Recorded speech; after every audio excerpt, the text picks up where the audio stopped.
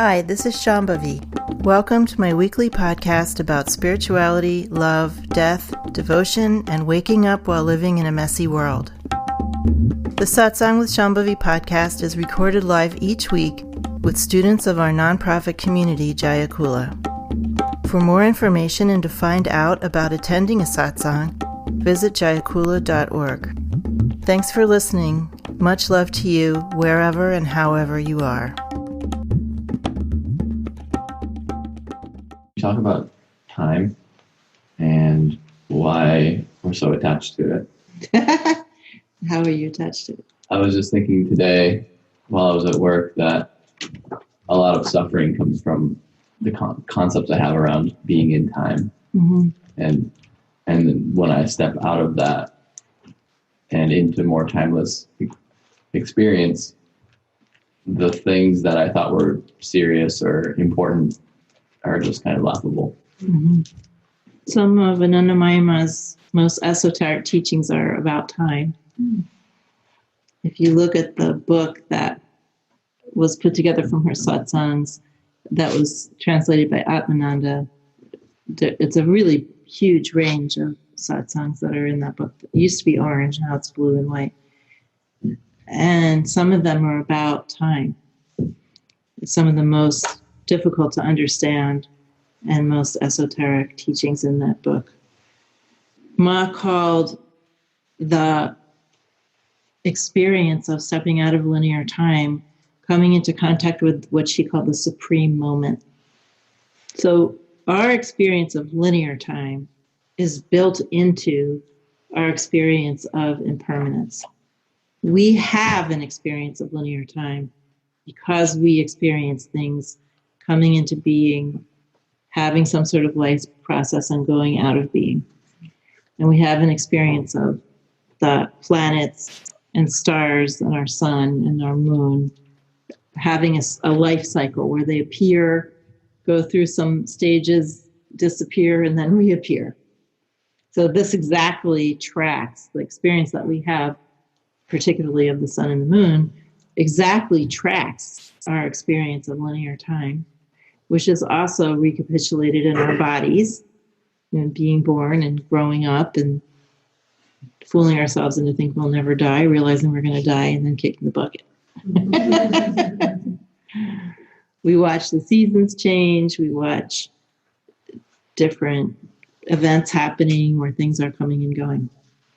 So our experience of linear time and our sense of a journey and a path is all based in our experience of nature. When we're doing spiritual practice and we have a certain level of perceptual opening, then we begin to touch something else or to have an experience of immersion in something else other than linear time. And this is a direct experience. It's not some concept. You could call it the eternal. You could call it timelessness. Some of my teachers have called it Maha time. Ma refers to it as the supreme moment or the eternal. Sometimes she says also. And she's also said, really, all you have to do is grasp the supreme moment and remain in that. That's one way of describing self-realization. When we're experiencing impermanence as our base of operation, setting up base camp in impermanence, we may have a lot of fears, and we may also suffer from a certain sense of urgency and the need to accomplish things in some small amount of time. The fear obviously comes from recognizing that we won't be here forever, that neither will our loved ones, that all the things we build will basically disintegrate at some point, be destroyed in some other way. And some people have a lot of fear about that. And some people do lots of things to avoid thinking about that, avoid having to confront that fact. And then as practitioners, many of us, including me and including teachers I've had, and including whole lineages, talk about the process of becoming more realized with a lot of urgency. Yeah. You only have this human life. Yeah. And as I love to imitate my Dzogchen teacher, who had this incredibly bass voice, and he would say, "You are human. Time is passing."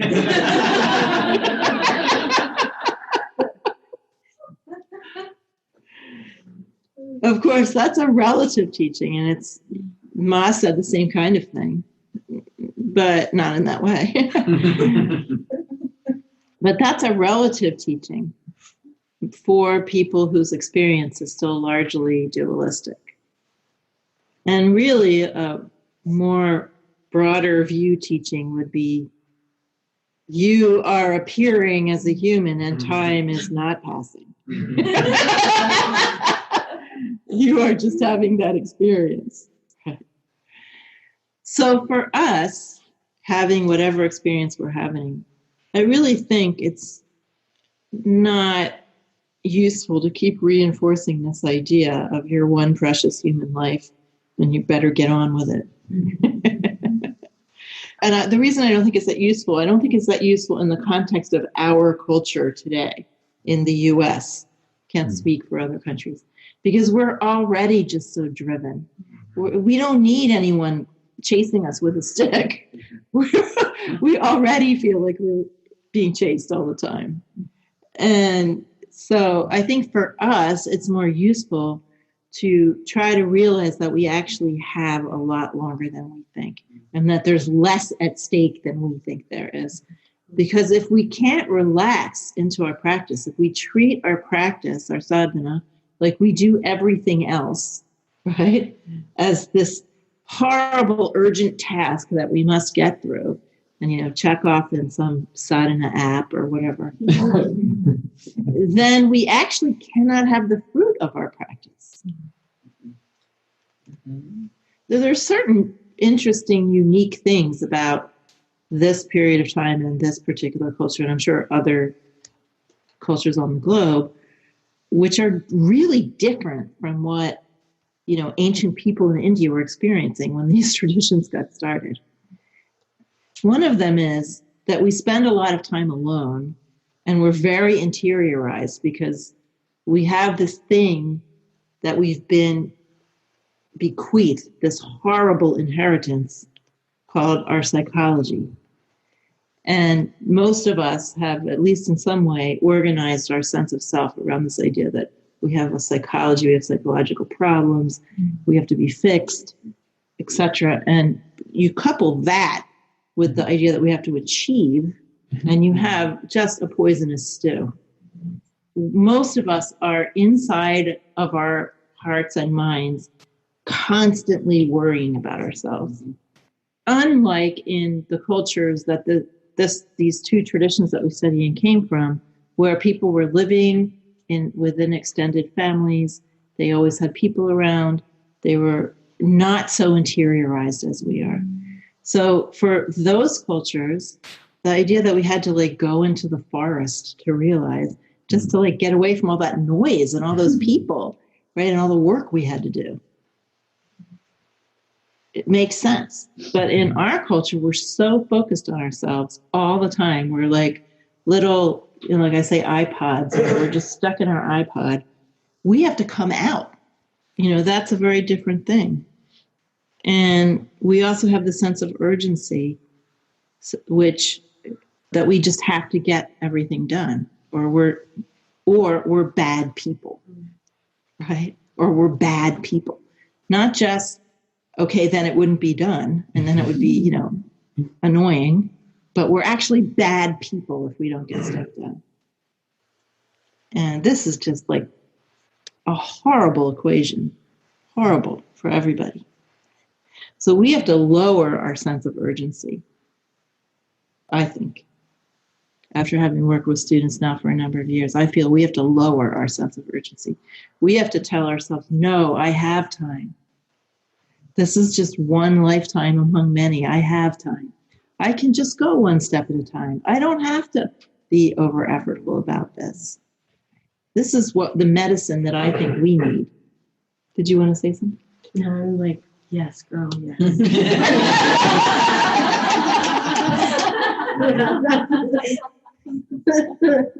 In this moment, it's a yes, girl. Yeah.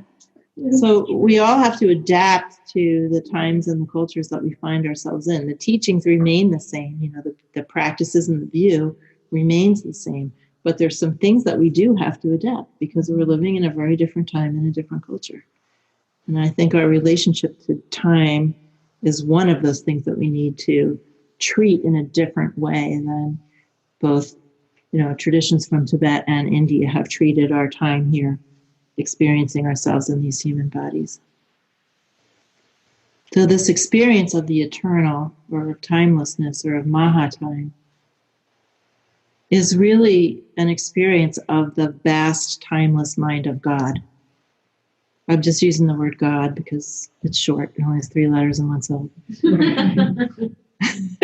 It's efficient. It's efficient. I could say Shiva nature, Buddha nature. It takes too much time. And I'm urgently trying to realize. When we begin to touch that, our level of urgency goes down. So when I was a young tantric pup, I had a lot of sense of urgency.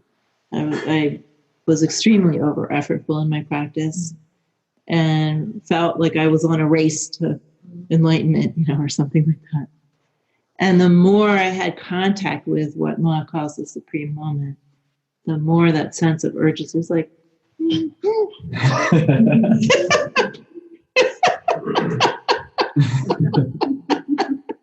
it doesn't mean we should be lazy. Laziness is stagnation, right? But it does mean that we can have more of a sense of playfulness, exploratoriness. Take the long view, right? Take the long view. And also helps us to develop something we so sorely need, which is humility. Right? We need to be okay not being great. We have a lot of challenges. And one of them is we think we have to be great at something. There's billions of people in the world who couldn't give a shit about being great at something. They just do their thing, enjoy their families, do whatever's been given to them to do, suffer or not suffer, whatever happens. But there's not this sense of I'm failing as a human being because I'm not great. When you meet people, when you travel in lots of different countries and you meet different people, you realize what a toxic bubble we are living in here with these kinds of ideas about ourselves. So part of the humility or humbleness or modesty is just I'm just having a human life, just do my best, and that's the end of that. I had a phone consultation with somebody who's not really a regular student, and sometimes we talk on the phone, and she was very worried about not making mistakes and doing this right and doing this well and not. I said, why don't you just do your best? I mean, what more could you possibly do? And she said, oh, that's a really scary idea, to just let go and just let myself be okay just doing my best, whatever that looks like. I mean, this is a culture we live in where it's scary to just do your best. It's astounding. Mm-hmm. It's just astounding. So when you begin to touch the eternal, the supreme moment, you're really touching the mind of God, because it isn't really time. It's not really space. It's Purna Brahma Narayani, full of awareness and vitality. You don't know, is it huge? Is it small? That whole thing, it's as small as a mustard seed and as huge as the sky. You don't know. Those kind of things just don't even figure into it anymore. You don't know where you are, how great you are, how not great you are, how big it is, how small it is. So that's very relaxing. Slowly over time, it becomes very relaxing. And you can slowly start to let down all of this horrible cruft that has built up in our culture. I have to be great, but I'll never really measure up. Right? I don't know what I'm doing, but I can't make mistakes. I just started studying this yesterday, but I have to be an expert.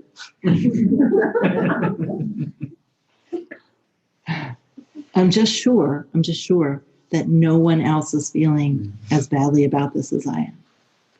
That's what a lot of people think. We're so locked in our iPod, we just think no one else is feeling what I'm feeling. You know? Everyone else is feeling what I'm feeling. But I can tell you as a recovering Titan that it does get better. It is possible to relax. It is possible to discover real modesty in one's approach to being a human being. Why not be modest? Why bother being great? Just do things as well as you can. Ma said, when you take on something, do it as well as you can. Okay? Just do your best. That's what she says. That's what all my teachers have said, except for one who was a huge Titan too.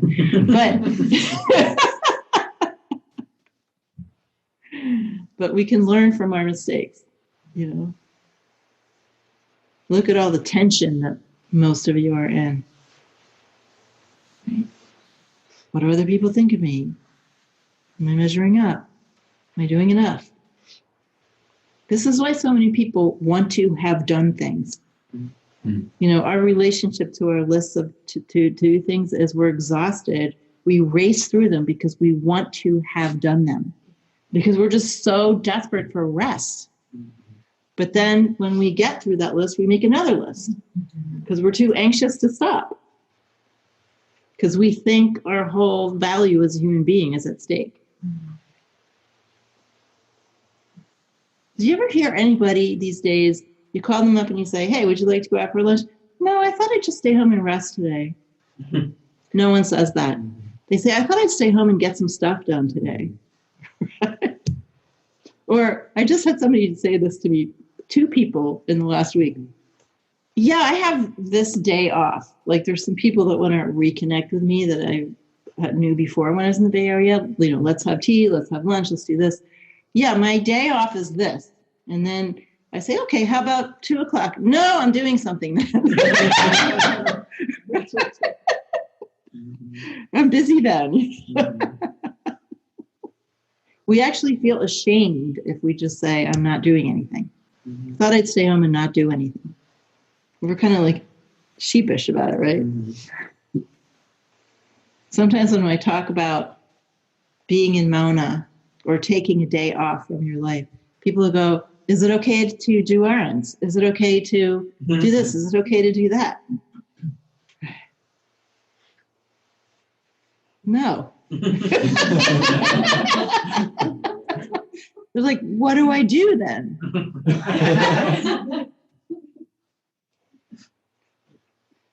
When I was little, I used to just fling myself on my bed like this and just lie there for like an hour or 2 doing nothing. I don't know why I did that. I was enjoying myself, though, I'll tell you that. Just thinking of stuff and, you know, nothing. We also feel that if we're busy, we're going to stave off death, right? If we're very important, we have lots of important things to do, then somehow death is going to pass us by. Maybe the more great we are, if we're really great, we won't die. I think people are really concerned about the legacy that they're going to leave. Whatever legacy you leave is going to be gone in 100 years max. I mean, unless you're like Attila the Hun or something. And, you know, HBO is going to be making movies about you later on. Yeah. You just have to destroy like half of Europe. You know, I really do think a lot of spiritual traditions get it wrong because they say their equivalent of your human time is passing, and then they wag the finger and say, so you better get busy, right? They really should be saying, you are human, time is passing. You'll be gone, and everyone you know and love will be gone within 100 years, so just relax. Yeah.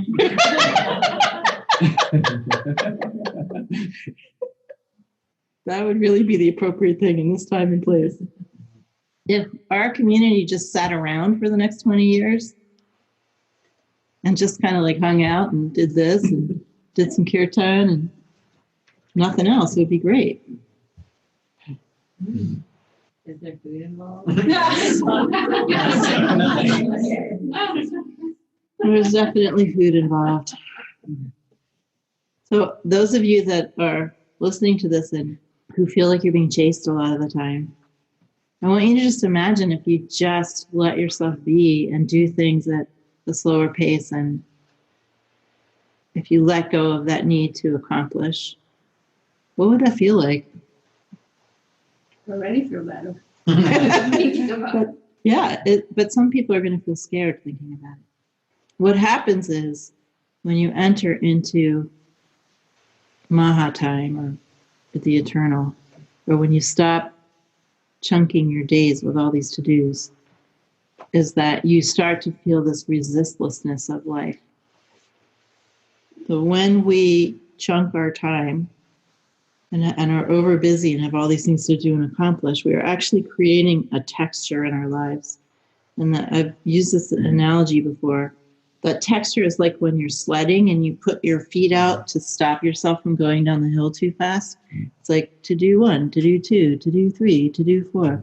It creates this texture that shields us from feeling the quality of eternity, the texture of eternity, which is like glistening and resistless. And when you start to let go of that urgency, you can feel like you're in free fall, like literally it can feel like free fall. But eventually you just feel like you're in, I don't know, it's a space. I don't know, it's not really a space because it's livingness, but eventually that sense of free fall goes away. But there is this feeling of resistlessness. And this scares people because it means you're not resisting death either. I wrote about it in one of the dohas where I said, I'm swimming in her ocean, meaning Ma's ocean, with no up, down, or center. That's what it feels like. There's no measure. There's no sense of place. There's no dimension. Right? And that can be very frightening at first. I mean, it was to me at first. I just felt like I was like, woo, going very, very, very fast with no brakes. But eventually it stopped being like that and became something else. I got used to it. And then what happens is you just feel like that thing that Ma says, never been born, never die. I know this body will go away, but I don't feel like the I that's actually present is going anywhere or doing anything. Very relaxing. Super relaxing. Mm-hmm. It just reminds me of how people say like, oh, we say we're human beings, but we're actually human doings. And like that's to just be is like the most foreign thing for human beings. Mm-hmm. And it just speaks to that. Mm-hmm. Well, it would also be maybe something even better, a third option, like human enjoyings. So what Abhinavagupta says is that our senses are deities playing in the field of dualistic experience. In other words, we are God experiencing this and enjoying it. Like all of our senses belong to God. We are an extension of the hearing, tasting, feeling, communicating, playing of God. I mean, we say God's Leela in this tradition, right? The Leela of Lord Shiva. But what does that really mean? Like, how does God play? On some cloud, some cloud body? No. Like this with us. Right? We are that Leela. So eventually we can enjoy this because we are already God enjoying this. We've just forgotten it temporarily. So it's not about doing or being. It's about experiencing one's own nature through this manifest situation. Is that self-realization? Is it what? Is that self-realization? Yeah. That's self-realization. Yeah. There's lots of ways of saying what is self-realization, but that's one of them.